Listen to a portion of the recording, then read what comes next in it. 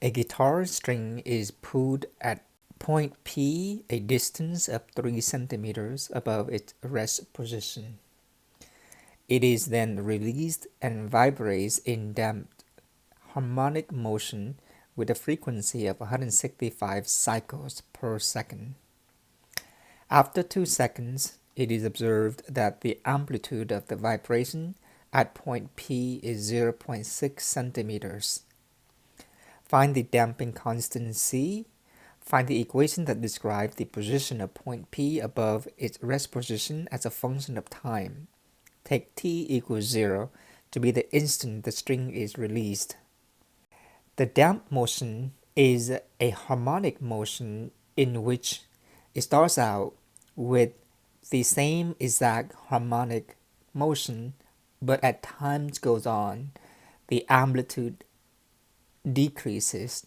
And so we might start out with a height of A, which is the amplitude, but as time goes on, the amplitude is getting smaller and smaller and smaller. Now, this is the motion of a string of a guitar for sure, because if the string is pulled up at the point P and released, we don't expect the motion of this point to be oscillating back and forth with the same amplitude. In fact, it will fade out and the point P will return back to its original position. The general damped harmonic motion is y equals k e to the negative ct sine of omega t, or y equals k e to the negative ct cosine of omega t. Depends on whether the initial position is in the middle or high or low that we would use sine or cosine. In this case, since the point P start high, we would use cosine instead. The factor k e to the negative c to the t is an exponential model. In this case, it is an exponential decay, and these factors would determine the amplitudes. And so the amplitude is changing. In fact, it is decreasing, it is decaying with the exponential model. Whatever this amplitude is, it is a function of time t. The cosine of omega t is the same harmonic model that we have seen before. So to find the damping constant C, we will simply use the fact that after 2 seconds, the amplitude is 0.6 centimeters. And so the amplitude alone is A of t equals k e to the negative ct. When t is 0, we plug 0 into the amplitude function, which is the factor k e to the negative c, and t is 0 now. We should get 3 centimeters, and this is positive because it is above its rest position. Isolate k, we get k times e to the 0 power is 3, and so k is 3. But we're not looking for k, we're looking for c. That is where we would use the second piece of information, and that is after 2 seconds, k e to the negative c, t is now 2. We expect the height of P to be 0.6 above its rest position. There are 2 unknowns in this equation, K and C, but remember that we have K. K is 3.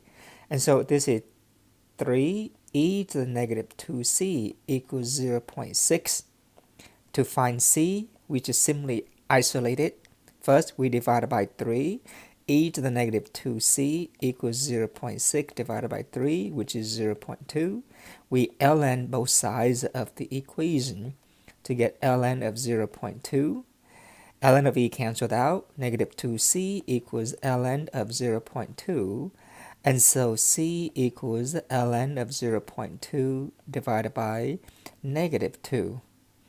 This is c, the damping constant.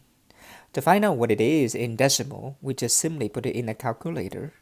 Rounded to 4 decimal places, we get 0.8047.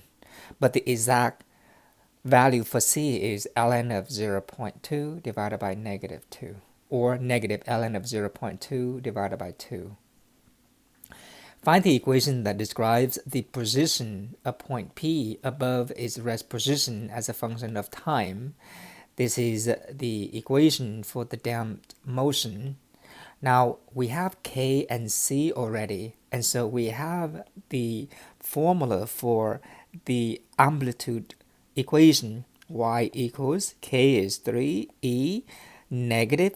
We found that C is 0.8047, and we still need cosine of omega t. Omega is always 2 pi divided by the period, but we were told that it vibrates 165 cycles per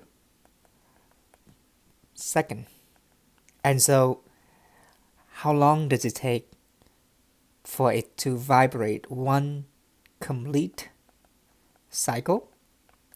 We just simply take 1 over 165, and that is 1 over 165 of a second.